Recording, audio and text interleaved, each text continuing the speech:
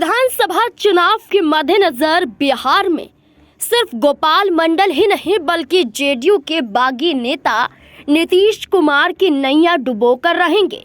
क्या नीतीश कुमार से नाराज नेताओं का पुरजोर विरोध क्या अब नीतीश कुमार पर भारी पड़ेगा?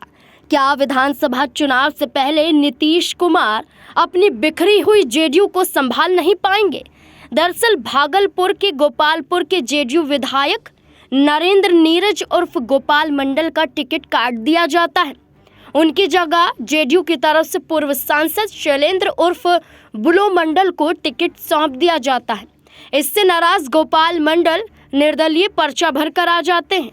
पर्चा भरने के बाद गोपाल मंडल ये भी कहते हैं कि आरजेडी से उन्हें बड़ा ऑफर आया था, लेकिन उनका फैसला था कि वो निर्दलीय चुनाव लड़ेंगे। इसी के साथ साथ बिहार विधानसभा चुनाव में एनडीए घटक दलों के कई नेता टिकट नहीं मिलने से नाराज होकर निर्दलीय चुनावी मैदान में कूद गए हैं।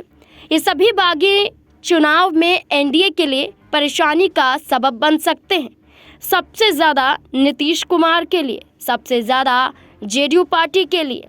अब जहां हमने भागलपुर का जिक्र किया, गोपालपुर के जेडीयू विधायक गोपाल मंडल नाराज हो जाते हैं, तो इसी के अलावा आपको ये भी बता दें कि महुआ से साल 2020 में जेडीयू के टिकट पर चुनाव लड़ी आसमा परवीन इस बार निर्दलीय मैदान में है, क्योंकि उनका भी टिकट काट दिया गया था।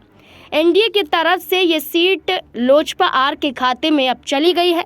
लोजपा आर ने यहां संजय सिंह को टिकट दिया है। इस वजह से निर्दलीय चुनाव में आसमा परवीन उतर गई हैं। इसके अलावा आपको बता दें कि जेडीयू के और भी कई चेहरे हैं।